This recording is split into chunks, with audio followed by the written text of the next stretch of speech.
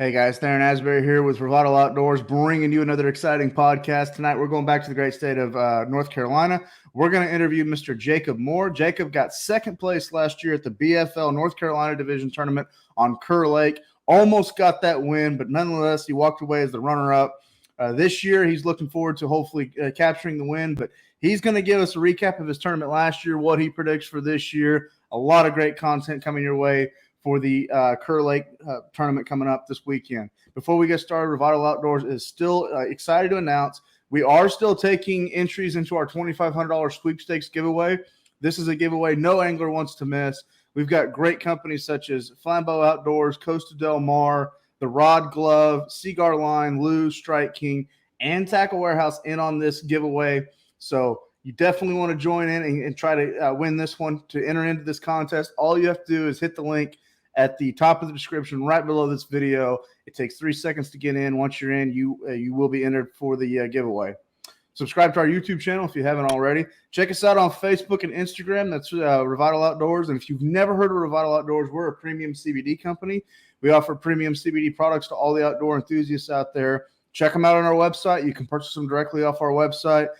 Don't forget, our products are THC free, made right here in America.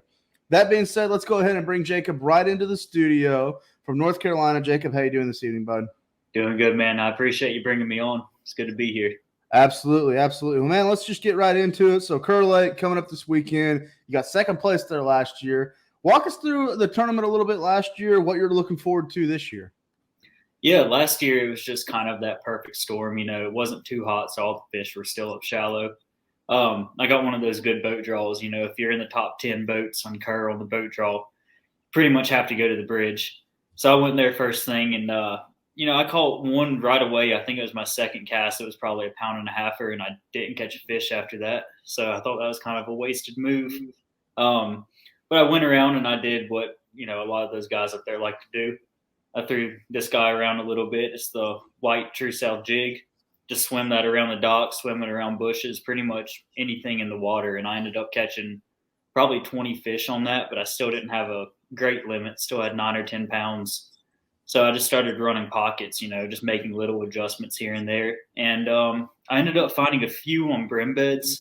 And I think most of the ones I weighed in came in off of brim beds.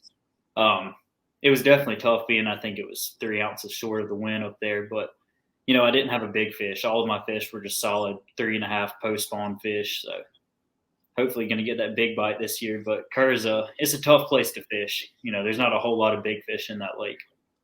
Okay, I got you. How many keepers did you catch last year? And when you say that you were catching them off docks and catching them on swim jig, were they relating to the shad spawn, or were they in that post-spawn stage, or were they up feeding? Were you targeting maybe pre-spawn fish? Last year it was funny. I really didn't get on a shad spawn. I couldn't find one anywhere, any of the normal places. They were around shad spawn places, around the floating docks and that type of thing, and that's where I caught a lot of smaller fish, but just no good fish around it. This year I don't expect it to be a shad spawn deal because of the rain. We have a lot of rain moving in tomorrow, raining all night into Saturday, and I've just never done well at the shad spawn when they do that.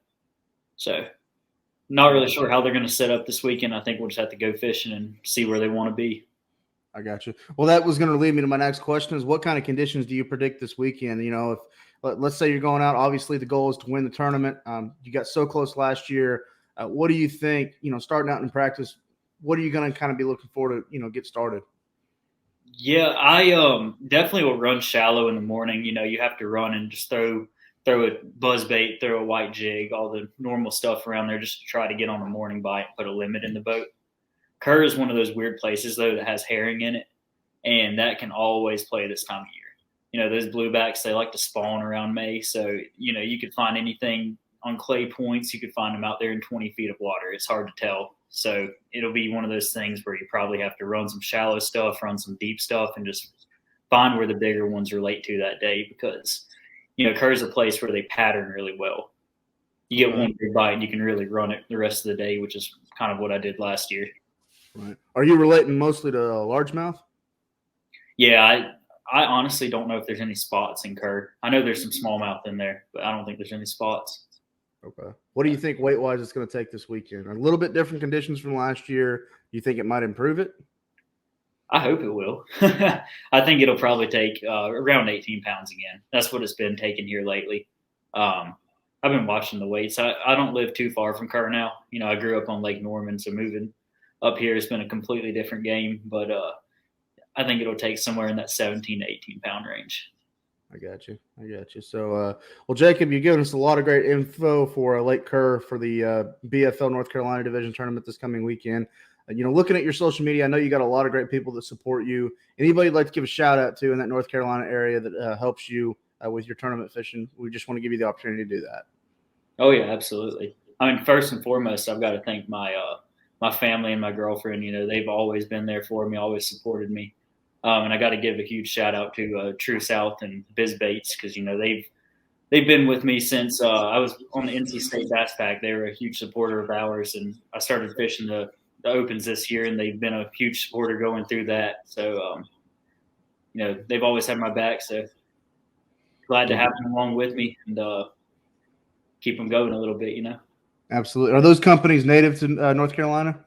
They are. They actually are both from right around Lake Norman from back home. So, like I said, they're huge supporters of the Bass Pack. I think John Martin with True South, he actually helped the Bass Pack get up and get started in the early 2000s. Good deal. So, well, Jake, I really appreciate coming on to the podcast. Good luck to you this weekend. Good luck to all the anglers fishing the North Carolina Division tournaments this year. Before we let everybody go, make sure you subscribe to our YouTube channel. Also, you've seen the rotating banner below this video. Hit that link, enter into our $2,500 sweepstakes package. Again, that lucky angler will be selected at the end of the year. You've been listening to Mr. Jacob Moore, runner-up angler from last year's BFL North Carolina Division tournament on Kerr Lake. So, again, Jacob, thank you for joining us on this podcast. From all of us at Revital Outdoors, I'm Theron Asbury. Thank you for tuning into this podcast. Be safe out there. Good luck to all the anglers, and we'll see you on the next podcast.